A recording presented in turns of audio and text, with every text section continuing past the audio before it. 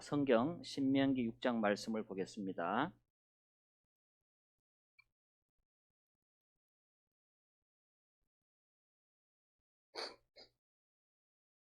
신명기 6장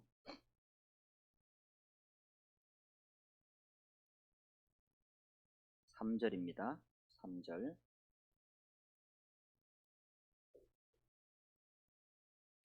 이스라엘아, 듣고 삼가 그것을 행하라. 그리하면 내가 복을 얻고 내 열조의 하나님 여호와께서 내게 허락하심 같이 젖과 꿀이 흐르는 땅에서 너의 수요가 심히 번성하리라.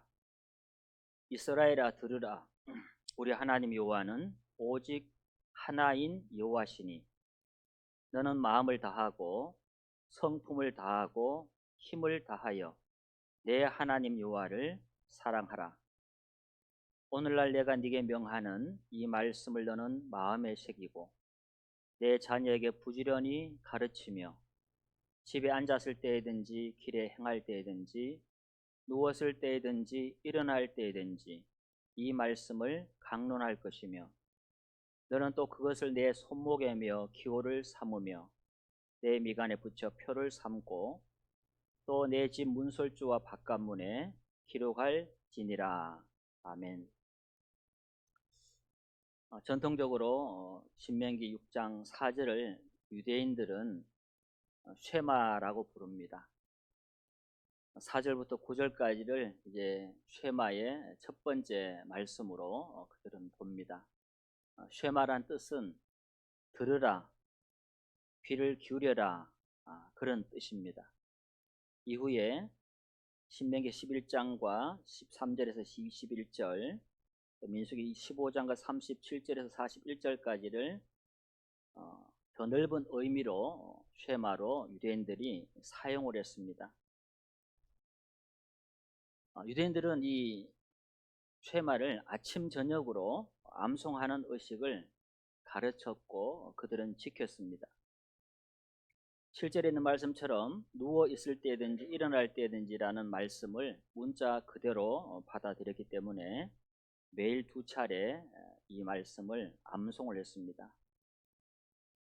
부모들은 가장 먼저 이 쉐마의 첫 절인 6장 4절을 자녀들에게 가르치도록 규정되어 있습니다. 태어나서 말을 시작할 때에 제일 먼저 가르쳤던 것이 바로 이 말씀입니다. 또 역사적으로 주 2세기에 랍비하던 아카바가 로마군에 의해서 처형당하기 직전에 마지막으로 이 쉐마를 암송했습니다. 그런 전례를 따라서 순교자들이 처형당하기 직전에 마지막으로 이 말씀을 암송을 했습니다. 그래서 이 쉐마는 유대인들의 신앙 고백입니다. 어려서부터 죽는 순간까지 이 말씀이 그들의 삶의 중심이고 모든 인생에 결정하는 중요한 기준이 되었습니다.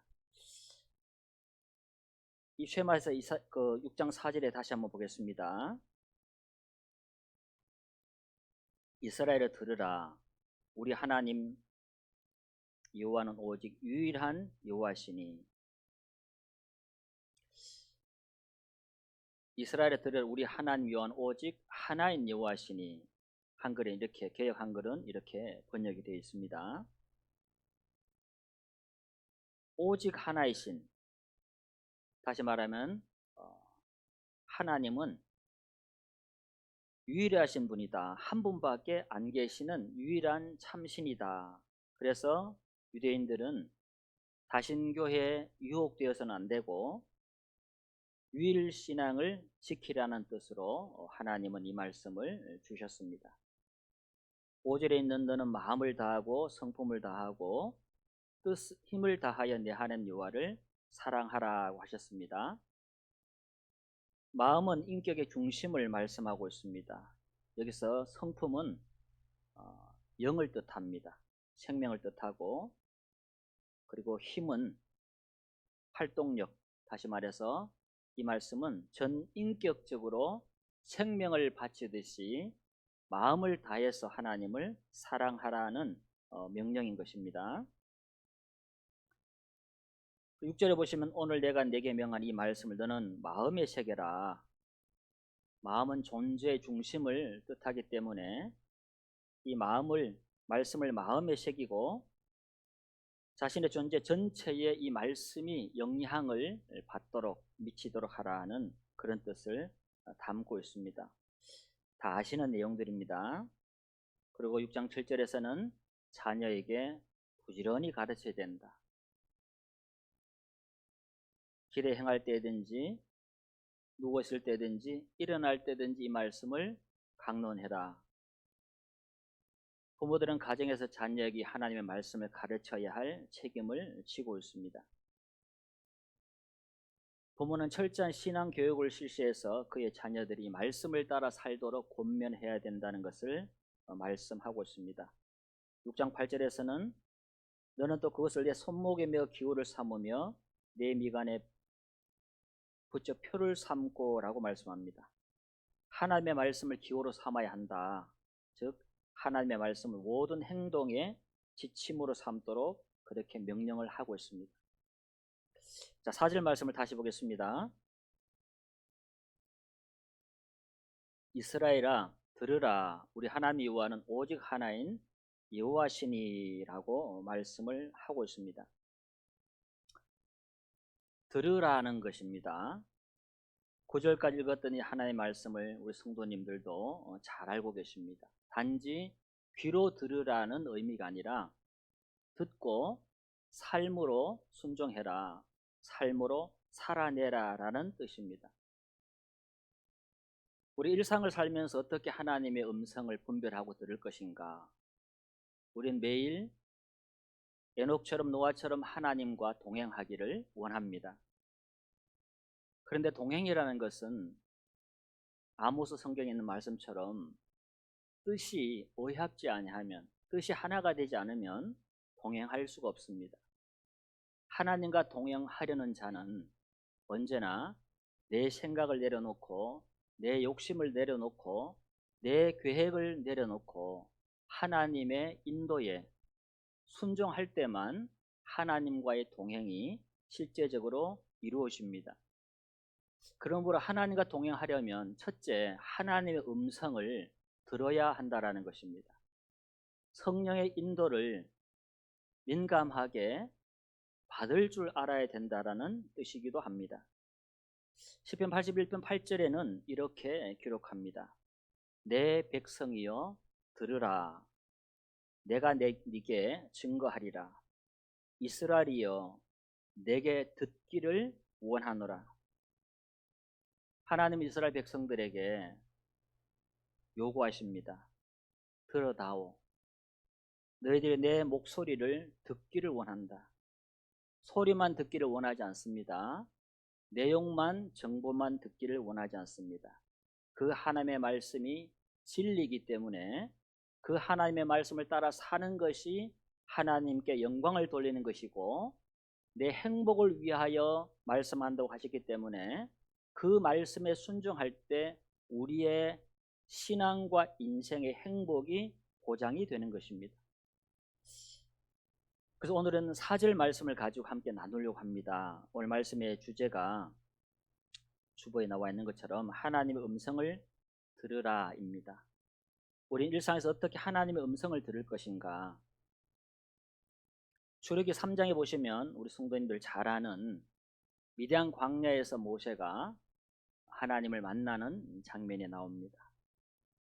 여느 날처럼 양을 치고 있는데 떨기나무가 불이 확 붙어서 그 사막 한가운데서 타오르는 것입니다. 모세가 태어나서 단 한 번도 본 적 없는 그 놀라운 광경 앞에 모세가 다가갑니다. 그때 하나님께서 모세를 부르십니다. 모세야, 모세야, 내가 여기 있습니다. 네 발에서 신을 벗어라. 너의 선 곳은 거룩한 땅이다. 신을 벗어라.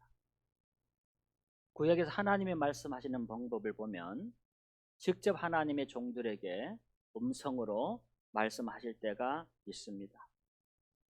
출애굽기 19장을 보면 빽빽한 구름 가운데서 하나님께서 모세에게 말씀을 하십니다. 그 우레와 같은 소리를 들은 백성들은 큰 두려움에 사로잡히게 됩니다. 하나님이 말씀하시는 첫 번째 방법은 모세에게 하셨던 것처럼 이 시대에도 음성으로 들려주는 것이 아닙니다. 하나님이 자기 백성들에게 말씀하시는 첫 번째 방법은 기록된 말씀으로 하십니다. 자, 여기는 접어두시고 느헤미야를 한번 가봅니다. 느헤미야 8장입니다. 느헤미야 8장. 여기는 학사 에스라가 특별히 만든 나무 강단에서 설교를 하는 내용이 8장에 기록되어 있습니다. 다는 읽을 시간이 없기 때문에 8장 8절을 보겠습니다. 학사 에스라가 성경을 펴고 설교를 하고 있는 과정입니다. 그러면서 8절에 하나님의 율법책을 낭독하고 그 뜻을 해석하여 백성으로 그 낭독하는 것을 다 깨닫게 하며 백성이 율법의 말씀을 듣고 다 우는지라. 총독 느헤미야와 제사장 겸 학사 에스라와 백성을 가르치는 레위 사람들이 모든 백성에게 이르기를 오늘은 너희 하나님 여호와의 성일이니 슬퍼하지 말며 울지 말라 하고. 에스라가 하나님의 말씀을 통해서 설교를 했습니다. 그리고 그 뜻을 풀어서 백성들에게 전했을 때 그들이 깨닫고 많은 백성들이 눈물을 흘리며 하나님 앞에 겸비한 모습을 보여주었습니다. 기록된 말씀을 설교를 했습니다. 기록된 말씀을 설교할 때 하나님의 성령께서 그들의 마음의 죄를 책망하시고 그들의 삶이 말씀을 벗어난 것을 깨닫게 하시고 애통하고 회개하고 돌이키고자 하는 간절함과 함께 눈물을 허락해 주셨습니다. 하나님은 자기 백성들에게 자신의 음성을 들려주는 첫 번째 도구가 뭐냐? 바로 기록된 하나님의 말씀입니다.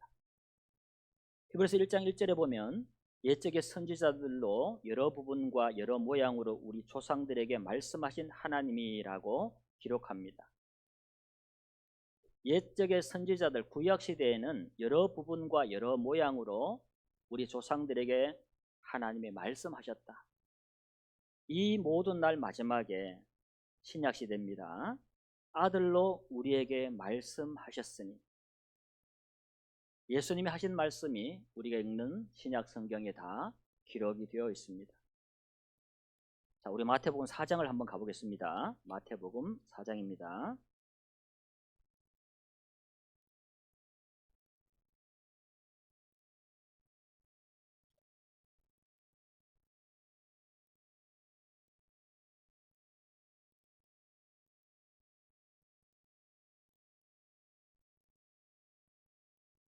내용을 다 아시기 때문에 4장 3절을 봅니다. 시험하는 자가 예수께 나와서 가로되 내가 만일 하나님의 아들이거든 명하여 이 돌들이 떡덩이가 되게 하라. 예수께서 대답하여 가라사대 기록되었으되 사람이 떡으로만 살 것이 아니요 하나님의 입으로 나오는 모든 말씀으로 살 것이라 하였느니라 하시니. 이에 마귀가 예수를 거룩한 성으로 데려다가 성전 꼭대기에 세우고 가로되 내가 만일 하나님의 아들이거든 뛰어내리라 기록하였으되 저가 너를 위하여 그 사자들을 명하시리니 저희가 손으로 너를 받들어 발이 돌에 부딪히지 않게 하리라 하였느니라. 예수께서 이르시되 또 기록되었으되 주 너희 하나님을 시험치 말라 하였느니라 하신대. 마귀가 또 그를 데리고 지극히 높은 산으로 가서 천하 만국과 그 영광을 보여 가로되 만일 내게 엎드려 경배하면 이 모든 것을 내게 주리라. 이에 예수께서 말씀하시되 사단아 물러가라. 기록되었으되 주 너희 하나님께 경배하고 다만 그를 섬기라 하였느니라. 이에 마귀는 예수를 떠나고 천사들이 나와서 수종드니라.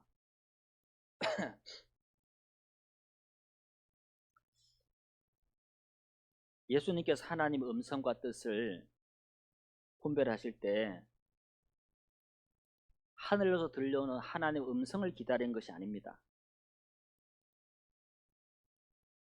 사단의 유혹이 왔을 때 예수님은 3번이나 기록되었으되라는 말씀으로 사단의 모든 유혹과 시험을 물리치십니다. 그런데 놀라운 것은 마귀도 뭐라고 했습니까?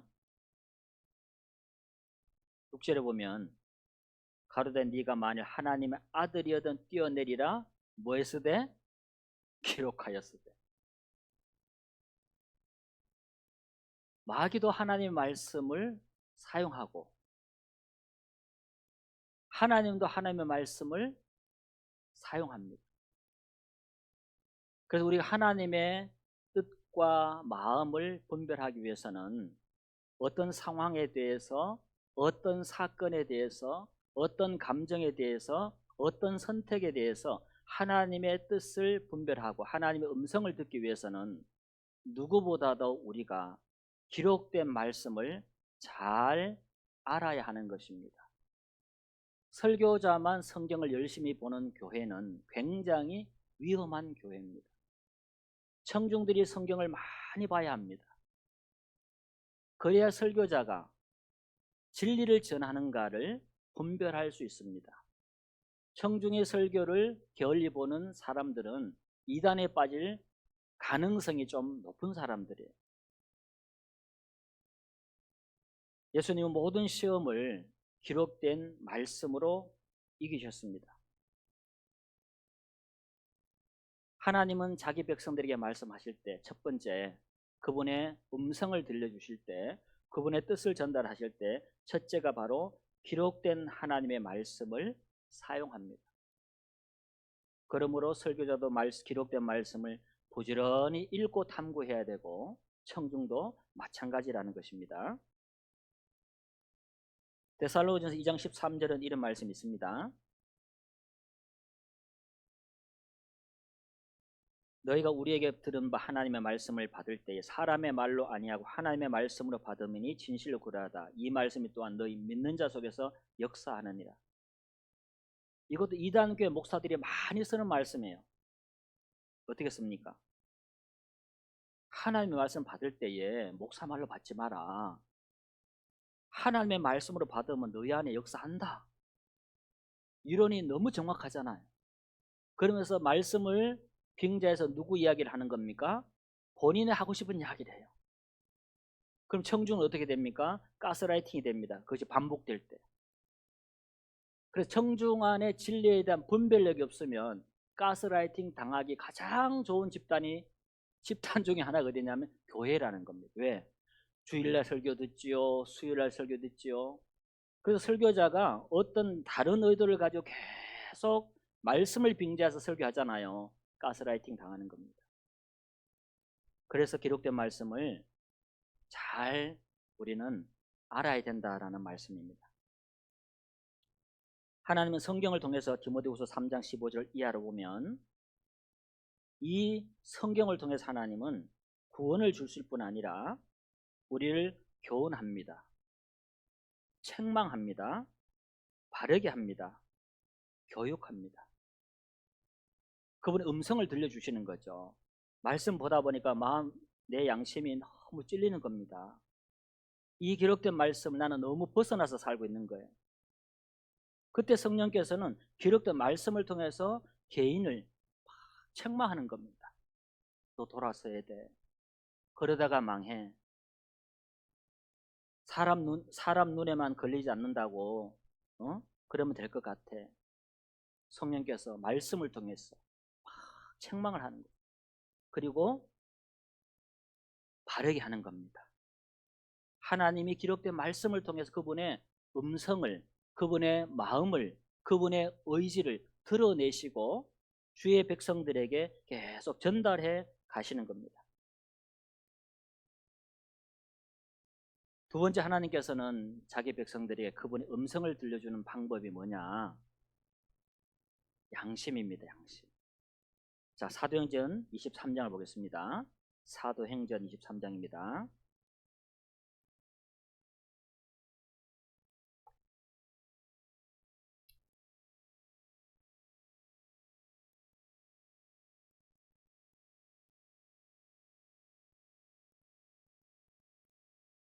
하나님의 음성을 듣고 하나님의 말씀을 듣고 순종하는 자가 불행할 리가 없습니다.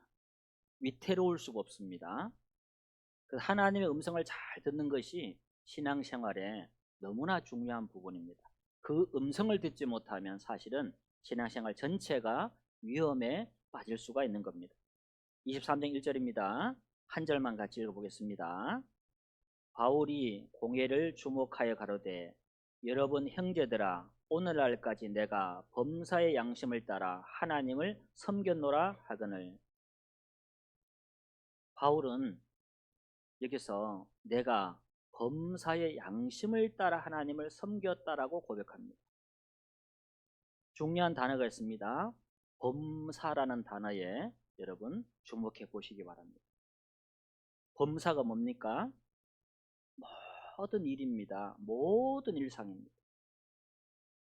양심을 거스리는 일을 한다는 것은 결국 뭐냐?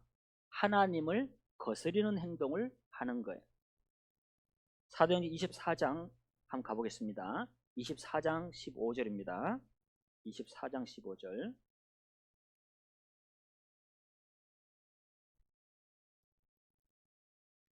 저희의 기다리는 바 하나님께 향한 소망을 나도 가졌으니 곧 의인과 악인의 부활이 있으리라 함이라. 16절 같이 읽겠습니다. 이것을 인하여 나도 하나님과 사람을 대하여 항상 양심에 거리낌이 없기를 힘쓰노라. 여기서도 중요한 단어가 있습니다. 항상입니다. 바울은 항상 양심의 작은 거리끼는 일도 행하지 않으려고 힘써 노력했습니다. 이유가 뭐냐? 양심을 거스리는 것이 성령을 거스리는 것이기 때문에 그랬습니다. 우리가 양심이 찔린다, 양심이 괴롭다, 너는 양심도 없냐, 양심이 무뎌진다 이런 표현을 쓰잖아요. 자, 이 양심은 과연 뭘까요? 로마서 2장을 가보겠습니다. 로마서 2장. 로마서 2장입니다.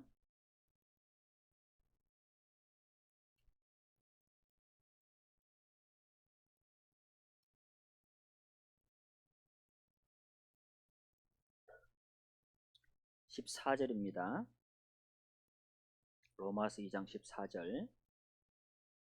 율법 없는 이방인이 본성으로 율법의 일을 행할 때는 이 사람은 율법이 없어도 자기가 자기에게 율법이 되나니 이런 이들은 그 양심이 증거가 되어 그 생각들이 서로 혹은 통사하며 혹은 변명하여 그 마음에 새긴 율법의 행위를 나타내느니라. 이방인에게는 율법이 없습니다. 하나님의 말씀이 없잖아요. 그런데 이런 이들은 그 양심이 증거가 된다고 했는데 그 양심이 뭐냐? 그 마음에 새긴 율법인 거예요. 하나님은 하나님의 법을 인간의 양심에 다 기본적으로 다 심어 놓으셨어요. 이것을 하면 안 된다라는 것을 양심이 찔린다는 이야기는 그거 하나님이 원하지 않는다는 거예요. 하나님이 그거 하지 말라는 거예요. 양심을 거스려서 어떤 행동을 한다는 것은 하나님을 거스려서 내가 어떤 상상을 하거나 말을 하거나 행동을 하는 것입니다. 양심을 자꾸 거스리면 우리의 경건이 더럽혀지는 거죠. 우리의 거룩이 훼손이 되는 겁니다. 인디안들의 전승에는 그런 이야기가 있습니다. 양심은 뾰족한 세 개의 날을 가졌는데 거짓말을 하거나 죄를 지을 때마다 양심이 한 바퀴 탁 돌아서 이 속을 상처를 낸대요. 그러니까 날카로운 칼이 한 바퀴 팍 도니까 얼마나 아프겠어요. 근데 자꾸 죄를 지으면 이게 돌면서 이 날이 무뎌져 가지고 감각을 잃어버린다라는 거죠. 짐승은 양심이 없습니다. 짐승은 양심이 없습니다.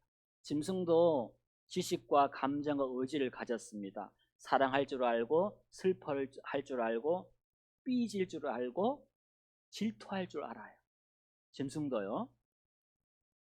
근데 짐승은 뭐가 없냐? 양심이 없습니다. 그리고 영이 없어서 신을 찾는 마음이 없습니다. 인간에게만 이 양심을 주셨어요.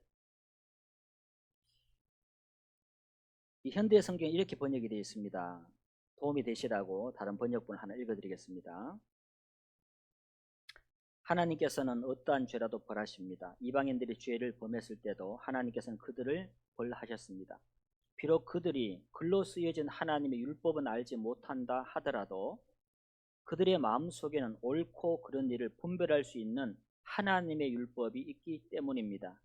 그들이 양심의 가책을 받거나 위로를 받는 것은 다 그 때문입니다. 좀 더 이해가 되실 줄 압니다. 그래서 우리의 양심에 가족들에게 친척들에게 복음을 전해야 된다는 것을 늘 우리 양심이 알잖아요. 전하지 못한 것에 대한 어떤 미안함이 그리고 부담이 늘 우리 양심 안에 있습니다. 그래서 바울은 로마서 9장 1절에서 찾았으니까 한번 볼까요? 로마서 9장입니다.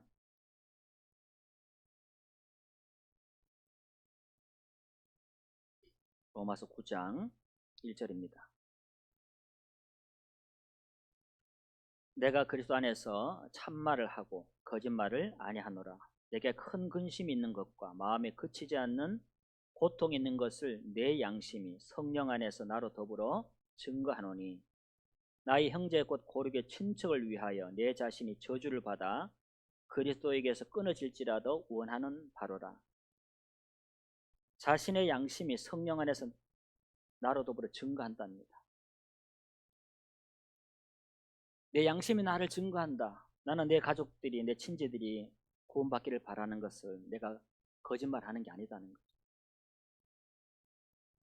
그런데 이 양심이 구원받은 그리스도인들의 양심이 갓 구원받고 말씀에 충만한 삶을 살 때는 정상적으로 작동을 합니다. 그러나 양심도 더러워집니다. 양심이 더러워지고 양심이 굳어지고 양심도 악해질 수 있는 거죠. 자, 디모데전서 1장을 한번 가보겠습니다. 디모데전서 1장. 디모데전서 1장입니다.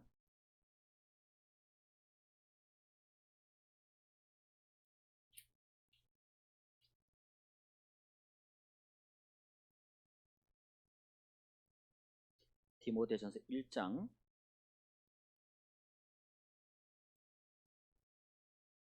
바울 사도가 청년 사역자 디모데에게 보낸 편지인데 19절에서 이런 부탁을 합니다. 1장 19절입니다. 믿음과 착한 양심을 가지라. 어떤 이들이 이 양심을 버렸고 그 믿음에 관하여는 파선하였느니라. 착한 양심을 가지래. 착한 양심이 어떤 양심입니까? 양심에 찔리는 행동을 하지 않는 거죠. 내 양심을 통해서 말씀하시는 성령의 음성에 순종하는 양심을 지키고 사는 사람이 착한 양심을 가진 사람이죠. 그런데 이 양심을 버려버리면 믿음이 어떻게 되느냐? 파산합니다. 믿음이 부셔져요. 하나님의 백성으로서 인간으로서 마땅히 해야 할 일을 하지 않았을 때 우리 양심은 고통을 느낍니다. 그 양심의 소리가 곧 하나님의 음성입니다. 전도 집회 때도 제가 가끔 읽어주는 신문 기사 중에 27년 전에 소를 훔쳐갔는데 27년 동안 양심이 괴로워가지고 27년이 지났는데 그 소값을 챙겨서 주인을 찾아가서 갚아준 기사가 나왔습니다. 54년 전에 기차를 타고 젊은 혈기에 기차 시트를 칼로 찢어가지고 구두를 닦았어. 젊은 혈기에 친구들하고 54년이 지나도 이게 양심이 남아서 괴롭히는 겁니다. 그래서 자기가 했던 그 여기에 역장님을 찾아가서 사과하고 용서를 구했다는 기사가 신문에 난 적이 있습니다. 어떤 죄는 양심에서 수십 년 동안 가시처럼 박혀서 안 빠지는 거예요. 빼지 않으면 이 고통이 안 멈추는 겁니다. 자, 디모데전서 4장을 보겠습니다.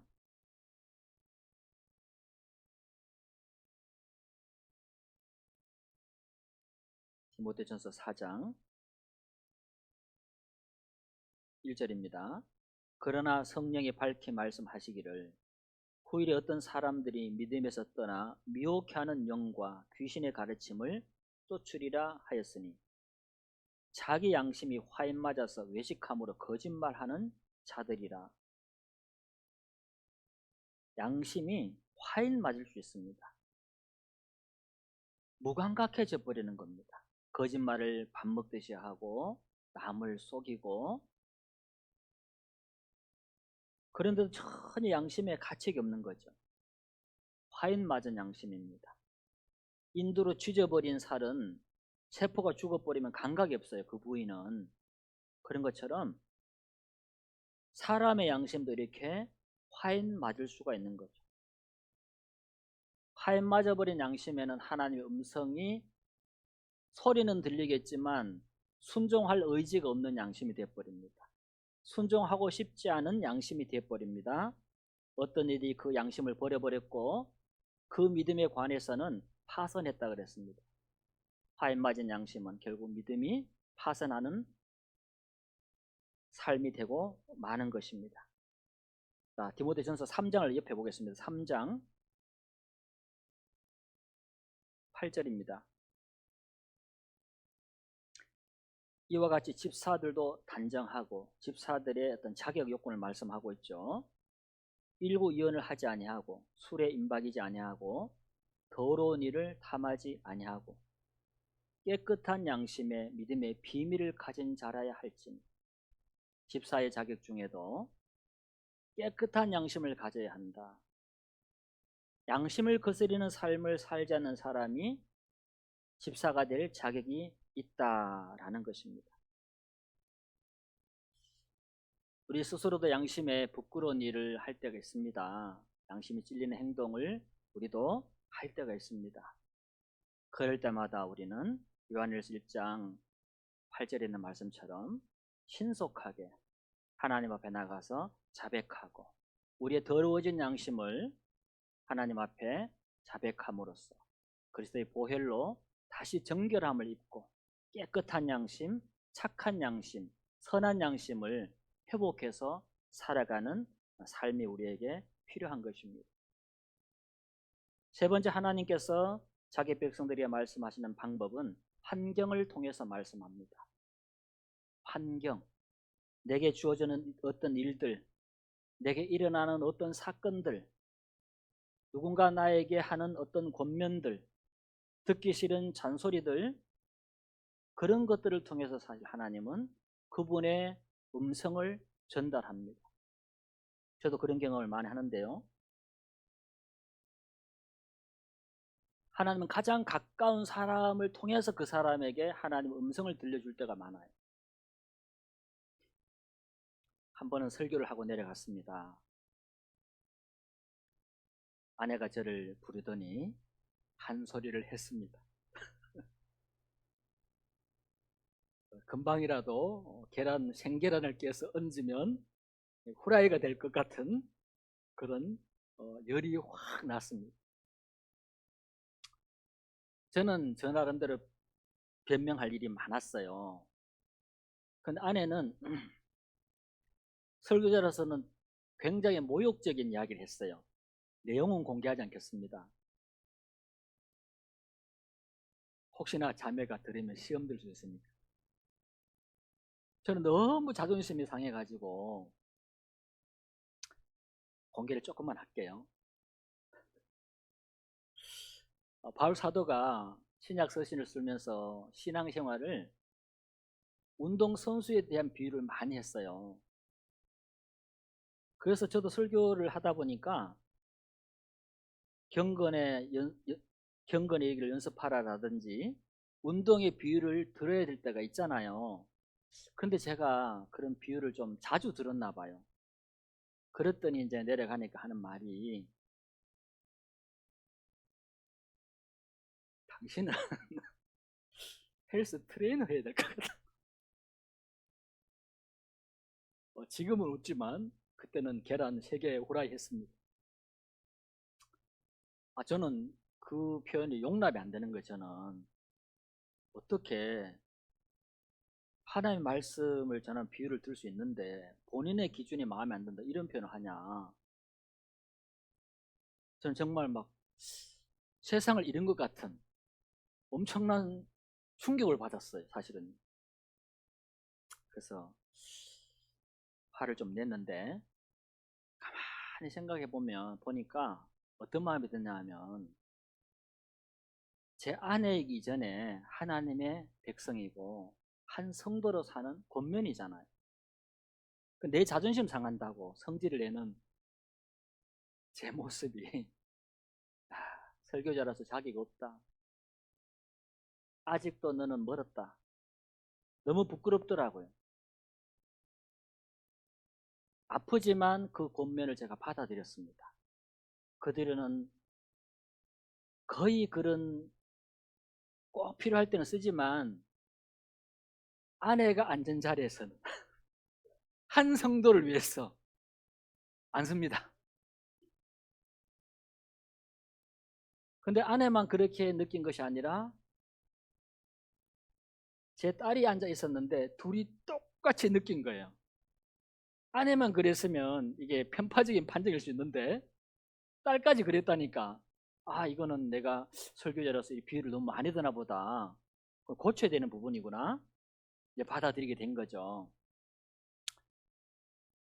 그것뿐 아닙니다. 아내를 통해서 제게 하는 하나님 음성이 참 많아요. 근데 처음에 들으면 기분이 좋아요, 나빠요? 나빠요. 여보, 항상 말은 부드럽게 해야 되는 거야. 표현도 부드럽게. 당신이 감정이 상했으면 카톡으로 보내. 감정이 중요한 게 아니라 우리는 내용을 듣고 싶은 거야. 감정끼리 만나면 전쟁이 일어나니까 카톡으로 보내. 이렇게 부탁을 하거든요. 내 마음만 전달하면 되는지 내 감정까지 전달하면 다툼이 되니까 그렇게 부탁을 하거든요. 근데 아내가 하는 말이 맞을 때가 많아요. 남자는 단순하잖아요. 5대0, 2대0 이것만 알거든요. 거기에 빠져 있으면 아무것도 안 들리잖아요. 근데 여자들은 구조상 된장찌개 끓는 소리도 들리고 애기 우는 소리도 들리고 그죠? 다 들린대. 집에 누가 찾아와 초인종 누르면 그 소리까지 종합적으로 다 듣는 것이 이게 여자들의 뇌 구조라 그러더라고요. 남자는 하나밖에 몰라. 2대0, 3대0. 그 환경을 통해서 하는 하나님의 말씀을 음성을 받아들일 때 권면하는 사람과 제가 신뢰가 쌓이는 거고 사이더라고요. 그리고 제가 하나하나 고쳐지는 거죠. 우린 평생 고쳐야 되는 인생들이니까. 자, 사도행전 16장을 하나 보겠습니다. 사도행전 16장.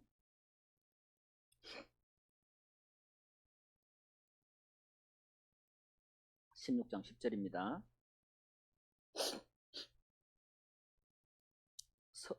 사도행전 16장 6절입니다. 6절.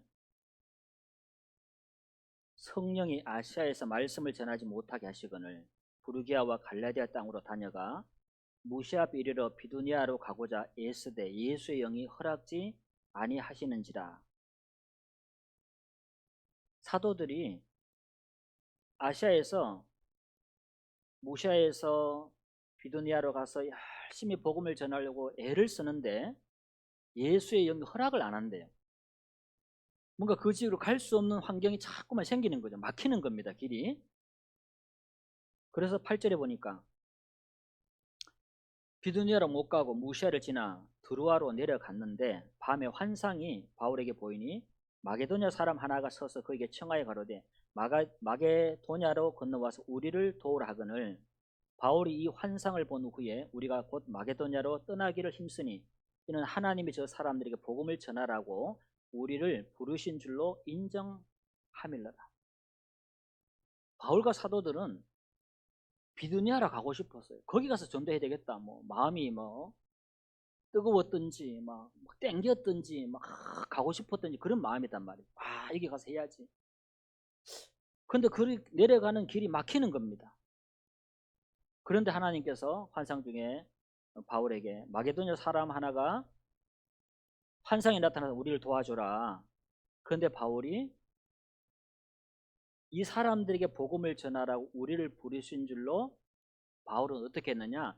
인정을 했어요. 아, 우리가 가고자 하는 이 길이 막히는 것은 우연이 아니다. 하나님의 다른 뜻이 있구나. 하나님의 다른 음성이 있구나. 인정을 했어요. 그리고 마게도냐로 건너갑니다. 성령께서 유럽의 전도의 문을 여시기 위해서 당분간 아시아의 전도를 막은 거예요. 바울은 이 성령의 인도를, 하나님의 음성을 캐치하는 영적인 예민함, 감각을 가지고 있었다는 이야기입니다. 우리도 마찬가지입니다. 내가 계획하는 일, 내가 하고자 하는 일이 계속 뭔가 불협화음이 일어나고 있어요. 뭔가 막혀요. 그러면 멈춰야 되는 겁니다. 그리고 생각해 봐야 되는 겁니다. 하나님의 다른 뜻이 있습니까? 하나님의 다른 인도가 있습니까? 열왕기상 11장을 한번 가보겠습니다. 열왕기상 11장.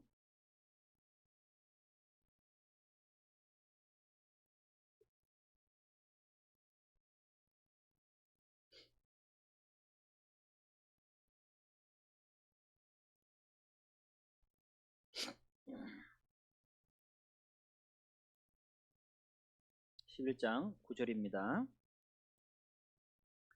솔로몬이 마음을 돌이켜 이스라엘 하나님 여호와를 떠남으로. 11장 9절입니다. 여호와께서 저에게 진노하시니라. 여호와께서 일찍이 2번이나 저에게 나타나시고 일에 대하여 명하사 다른 신을 쫓지 말라 하셨으나 제가 여호와의 명령을 지키지 않았으므로. 솔로몬이 하나님의 음성을 거역했습니다. 다른 신 섬기지 마. 그런데 솔로몬은 담대하게도 하나님의 말씀을 거역하고 계속해서 다른 신을 숭배했습니다. 그랬더니 14절에 여호와께서 에돔 사람 하닷을 일으켜 솔로몬의 대적이 되게 하시니 저는 왕의 자손으로 에돔에 거하였더라. 14절입니다. 14절. 14절 읽었습니다. 하나님의 음성을 거역하는 솔로몬을 향해서 하나님은 어떻게 다른 방법으로 솔로몬에게 하나님의 음성을 전달하느냐 하면 에돔 사람 하닷을 일으켜 가지고 솔로몬을 대적이 되게 합니다. 공고한 날에는 생각하고 라는 말씀이 있습니다. 공고한 날에는 생각하고. 내 인생에 환란이 찾아오고 내 인생에 어려움이 찾아올 때는 생각해 봐야 되는 겁니다. 이 고난을 통해서, 이 어려운 사건을 통해서, 일을 통해서 내가 놓치고 있는 하나님의 음성은 없는가? 하나님의 뜻은 없는가? 솔로몬이 하나님의 말씀을 듣지 않으니까 이제 환경을 통해서 말씀하기 시작합니다. 고난을 주면 사람이 고난을 만나면 대부분의 마음이 겸손해지고 가난해지잖아요. 그리고 고통이 올 때는 더 마음이 가난해지잖아요. 저는 치과에 가면 시키지 않아도 막 두 손을 모으고 막 기도를 합니다. 저는 저는 소리에 좀 예민해가지고 이 치과에 기계 돌아가는 소리 있잖아요. 막 스케일링 하는데 막 가는 소리 있잖아요. 막 솔직히 끔찍하거든요. 그 손을 막 이러고 막 잡고 참아요. 기도하면서. 치과만 가도 그렇게 기도의 사람이 됩니다. 제가. 사람은 고난을 만나면 기도하게 되거든요. 그래서 하나님이 부드러운 하나님의 음성을 안 들으니까 고난을 허락하고 환난을 허락하고 전쟁을 허락했어요. 23절을 봅니다. 하닷을 일으켰는데 말을 안 들어요. 23절입니다. 하나님이 또 엘리야의 아들 르손을 일으켜 솔로몬의 대적이 되게 하시니 저는 그 주인 소바왕 하닷 에셀에게서 도망한지라.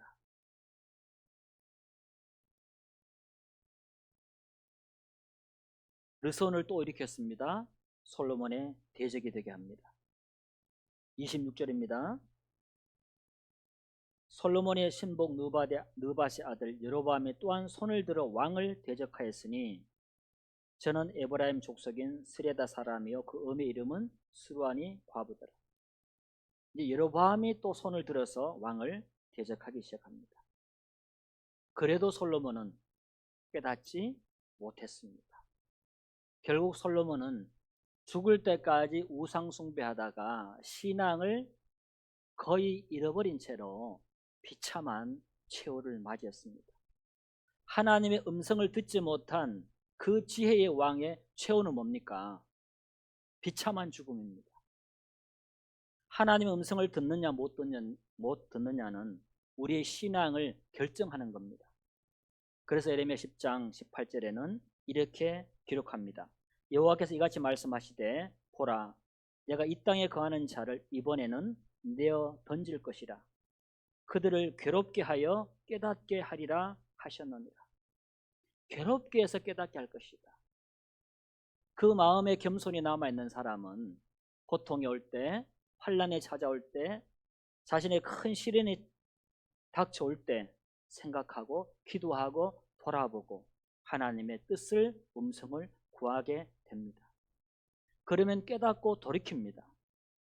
그러나 교만해져 버리면 누구의 말도 들어가지 않습니다. 신앙에 있어서 가장 위험하고 두려운 것이 뭐냐? 저는 교만이라고 생각합니다. 교만. 나는 잘해. 나는 잘하고 있어. 나는 누구보다 많이 알아. 그 마음이 그 마음속에 있다면 누구 말도 들어가지 않습니다. 교만한 사람도 하나님도 다루기가 너무 어려운 사람이에요. 이스라엘 하나님의 말씀 음성을 듣지 않고 자기가 원하는 삶을 고집할 때마다 하나님은 다른 민족을 일으켜서 그들의 불순종을 하나님의 음성을 무시하는 그들의 삶에 대하여 징계를 내렸습니다. 이스라엘이 멸망한 이유가 무엇입니까? 하나님의 음성을 무시했기 때문입니다. 하나님의 음성을 무시했기 때문에 자기가 원하는 삶을 살 수가 있었습니다. 하나님의 음성을 무시한 삶의 결과는 징계와 고난과 전쟁과 기근과 죽음과 멸망이었습니다. 결국 그들은 멸망했습니다. 아브라함에게 하신 그 약속 때문에 마지막 날 다시 하나님은 그들을 회복할 것을 약속하셨기 때문에 지금은 회복된 상태에 있습니다만 우리에게 어떤 어려움이 생길 때 우리는 자신을 돌아봐야 합니다. 하나님의 메시지, 하나님의 경고일 가능성이 많습니다. 하나님께서 우리에게 말씀하시기 위해서 어려움을 주시거나 고난을 주시거나 환난을 허락하실 때가 있음을 우리는 기억해야 합니다. 하나님의 음성을 하나님께서 사람에게 말씀하시는 네 번째 방법은 바로 사람을 통해서 말씀하시는 겁니다. 사람을 통해서 말씀합니다. 앞서 제가 예화를 드렸듯이 가장 가까운 내 가족, 성도, 목사님, 때로는 회사 동료를 통해서 하나님은 말씀해 주십니다. 자, 우리 출애굽기를 하나 가보겠습니다. 출애굽기 18장입니다. 출애굽기 18장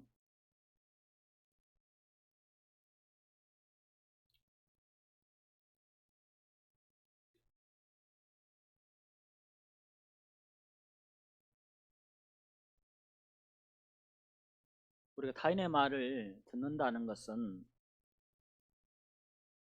쉽지 않습니다. 우리가 경청이라는 이야기도 많이 합니다만 상대방의 하는 이야기를 그냥 소리만 듣지 않고 내용만 듣지 않고 그가 하는 말을 너머에 있는 그의 마음을 듣는다는 것은 쉬운 일이 아닙니다. 우리가 누군가에게 어떤 권면을 할 때는 함부로 하거나 쉽게 하는 사람이 아무도 없습니다. 정말 기도를 하고 내가 애매한 소리를 들을 수도 있고 오해받을 수도 있고 그 사람과 나와의 관계가 깨어질 수도 있거든요. 그럼에도 그에게 어떤 직언을 하는 것은 그를 진짜 사랑하기 때문에, 그를 아끼기 때문에 하는 겁니다. 그러나 그것을 듣는 사람의 마음에 겸손하지 않으면 자신을 공격하는 것으로 받아들이게 됩니다. 대부분의 사람은 직언을 하지 않습니다. 왜냐하면 직언을 받아들일 사람이 별로 없기 때문에 그렇습니다. 직언을 하게 되면 그 사람이 받아들일 인품이 안 되면 반드시 관계가 깨어지거나 상처가 생깁니다. 그러나 직언을 해야 할 때는 반드시 해야 할 때가 또 있는 겁니다.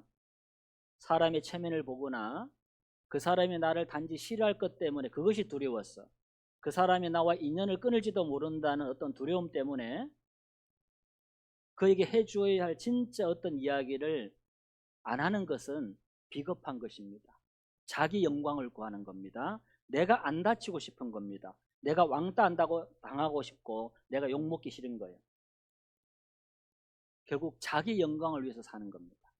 그러나 진짜 성도를 사랑한다면 그가 어떤 선을 넘는 행동을 했어요. 그러면 우리는 찾아가서 그리스도의 심장으로 충분히 기도하고 온유한 언어로 권면을 해줘야 돼요. 형제님, 자매님, 이건 아니잖아요. 형제님이 제가 이 말 한다고 해서 저를 미워해도 괜찮아요. 그러나 내 양심에 이대로 두면 형제님이 더 위험해질 것 같기 때문에 제가 하나님께 기도하고 왔습니다. 앞으로 이렇게 좀 해주셨으면 좋겠습니다 라고 권면해주는 용기가 필요합니다. 자기 부인 없이는 그게 안 됩니다. 자기를 사랑하는 사람은 그런 권면 안 합니다. 뭐 하랍니까? 내 입만 담으면 편안한데 그 사람에게 내가 왜 미움받을 짓을 합니까? 그러나 그것은 세상 사람들이 살아가는 삶의 방식입니다. 성경은 서로 돌아보고 서로 사랑할 뿐 아니라 서로 용서할 뿐 아니라 서로를 권면해 줘야 합니다. 피차 뭐하라 그랬습니까? 권면하라 그랬습니다.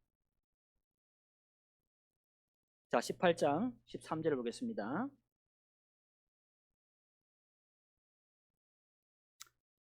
이튿날 모세가 백성을 재판하느라고 앉았고 백성은 아침부터 저녁까지 모세 곁에 섰는지라. 모세 장인의 모세가 백성이 행하는 모든 일을 보고 가로되 그대가 이 백성이 행하는 이 일이 어찌면요 어찌하여 그대는 홀로 앉았고 백성은 아침부터 저녁까지 그대 곁에 섰느뇨.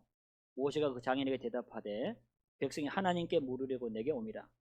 그들이 일이 있으면 내게로 오나니 내가 그 양편을 판단하여 하나님의 율례와 법도를 알게 하나이다. 모세 장인이 그에게 이르되 그대 하는 것이 선하지 못하도다. 그대와 함께한 이 백성이 필연 기르기 쉬하리니 이 일이 그대에게 너무 중함이라. 그대가 혼자 할 수 없으리라. 이제 내 말을 들으라. 내가 그대에게 방침을 가르치리니 하나님이 그대와 함께 계실지로다. 그대는 백성을 위하여 하나님 앞에 있어서 소송을 하나님께 베풀며 그들에게 율례와 법도를 가르쳐서 마땅히 갈 길과 할 일을 그들에게 보이고 그들은 또 온 백성 가운데서 제덕이 겸전한 자 곧 하나님을 두려워하며 진실무망하며 불의한 일을 미워하는 자를 빼서 백성 위에 세워 천부장과 백부장과 50부장과 10부장을 삼아 그들로 때를 따라 백성을 재판하게 하라. 무릇 큰 일이면 그들에게 베풀 것이고 무릇 작은 일이면 그들이 스스로 재판할 것이니 그리하면 그들이 그대와 함께 담당할 것인즉 일이 그대에게 쉬우리라. 그대가 만일 이 일을 하고 하나님께서 그대에게 인가하시면 그대가 이 일을 감당하고 이 모든 백성도 자기 곳으로 평안히 가리라. 이에 모세가 자기 장인의 말을 듣고 그 모든 말대로 행하여. 장인이 뭘 안다고. 모세는 하나님의 종인데 그렇지 않습니까? 그런데 자기는 열심히 하나님을 섬기고 시킨 대로 순종을 열심히 해서 하루 종일 백성을 재판하고 정말 충성스럽게 지혜롭게 잘하고 있는데 어느 날 장인이 와서 한 번 딱 보더니 사위 이리 와보게. 어떻는 짓인가? 예? 그런 거예요. 그런데 모세는 어떻습니까? 들어보니까 이게 또 지혜로운 방법이네. 사람을 통해서 주시는 하나님의 지혜를 모세는 어떻게 합니까? 받아들입니다. 바로 고칩니다. 이게 겸손이에요. 이게 겸손입니다. 내가 해왔던 방식이 내가 최선이고 내가 잘한다고 믿고 있어도 옆에 누가 목사님, 전도사님, 집사님, 형제님, 자매님 이것을 이렇게 하는 것이 더 하나님께 영광이 되고 교회에 덕이 되지 않겠습니까? 하고 하면 들어봐야 돼요. 마음을 열고 놓고 봐야지. 맞네요. 이걸로 합시다. 이게 겸손이거든요. 하나님께서는 사람을 통해서 계속 말씀을 하십니다. 열왕기상 12장에도 르호보암 왕이 아버지를 모시던 연로한 분들의 권면도 듣고 자기와 함께 자라난 소년들의 권면도 들었잖아요. 소년들의 권면을 선택합니다. 그리고 나는 너희를 정갈로 징치할 것이다 하면서 막 오히려 이스라엘 국민들에게 겁박을 하잖아요. 이제 정권을 잡았는데 그동안 아버지 때문에 부역하느라고 고생한 국민들 좀 어루만지고 위로해주고 달래가면서 가야 되는데 우리 아버지 내 새끼 손가락을 우리 아버지 허리보다 굵다 국민을 겁박을 해버렸어요. 그 노인들을 통해서 권면한 하나님의 음성을 캐치하지 못하니까 자기가 하고 싶은 대로 하는 겁니다. 그래서 나라가 어떻게 됩니까? 분열이 됩니다. 하나님의 음성을 사람을 통해서 말씀하시는 하나님 음성을 받아들이지 못했을 때 르호보암은 나라가 쪼개지는 아픔을 겪어야만 했습니다.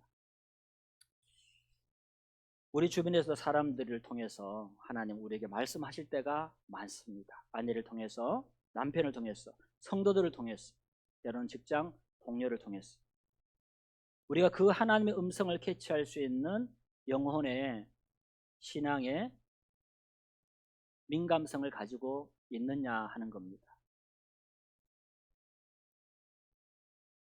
자, 어떤 사람이 하나님의 음성을 듣지 못하게 될까요? 열왕기상 22장을 가봅니다. 열왕기상 22장.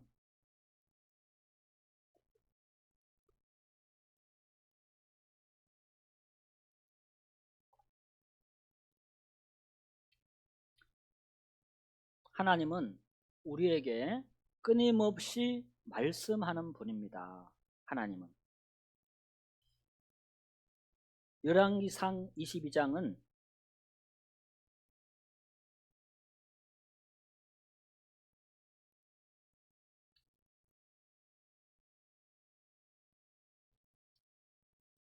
내용이 길기 때문에 잠깐 설명을 드리겠습니다. 아합 왕과 이스라엘 왕이 길랄 라모스로 가서 전쟁을 하자 그랬는데 여호사밧 왕이 악한 아합 왕을 따라 났습니다. 그러면서 여호사밧 왕이 전쟁을 하러 가는데 그래도 하나님의 뜻을 물어보고 가야지. 그래서 무슨 말을 하냐면 7절을 보겠습니다. 5절을 봅니다. 여호사밧이 또 이스라엘 왕에게 이르되 청컨대 먼저 여호와의 말씀이 어떠하신지 물어보소서. 왕이여 전쟁을 하러 가는데 우리가 하나님의 뜻을 물어보고 가야 안 되겠습니까?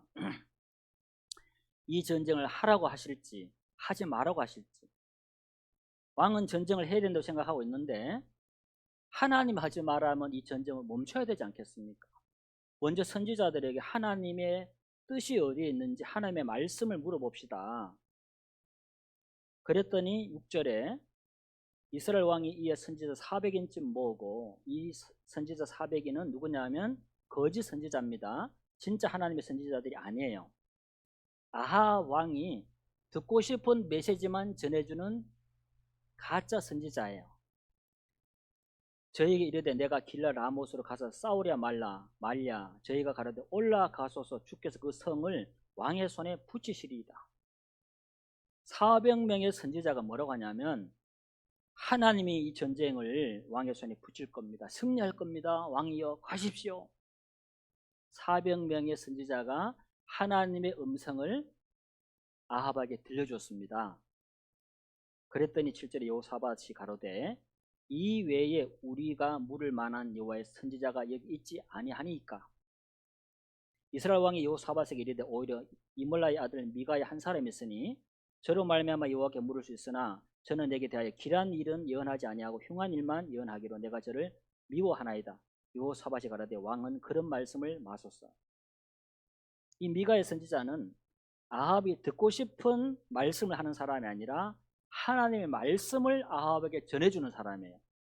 그 아합은 자기 마음대로 살고 싶은 사람이니까 미가야가 선지자가 전해주는 말씀이 자기 마음에 맞아요, 안 맞아요? 안 맞아. 들을 때마다 열받아. 그걸 싫어한대. 그런데 여호사밧 왕은 무슨 말씀을 합니까? 하나님 말씀 들어봅시다. 그랬더니 미가야를 부르러 가는 사람들이 400명의 왕이 전쟁 이긴다고 했으니까 당신도 가서 똑같이 말해라. 헛소리 하지 마라. 딴소리 하지 마. 막 부탁을 했어요. 그랬더니 14절에 미가야가 이렇게 대답합니다. 미가야가 가로되 여호와의 사심을 가리켜 맹세하노니 여호와께서 내게 말씀하시는 것 곧 그것을 내가 말하리라. 당신들이 뭐라고 해도 나는 왕에게 가서는 여호와께서 내게 말씀하시는 것 그것을 내가 말할 거야. 당신들이 요청하는 어떤 메시지를 내가 전달하진 않을 거야. 그러면서 결론이 뭐냐? 왕이 가면 죽습니다예요. 그럼 아합 왕이 얼마나 기분 나빠요? 가면 죽는다니까. 하나님이 미가의 선지자를 통해서 이 전쟁을 하지 마라. 너는 가지 마라고 했는데 아합은 길랏 아못이 원래 자기 거였기 때문에 찾아야겠다는 거죠. 뭐가 앞선 거예요? 아합의 마음에는 하나님의 음성이나 하나님의 뜻보다 자신의 욕심이 더 큰 거예요. 하나님의 뜻 필요 없고 나는 가서 싸워서 길랏 아못을 나는 다시 찾아올 거야. 그리고 갔어요. 결과는 어떻게 됐냐? 34절입니다.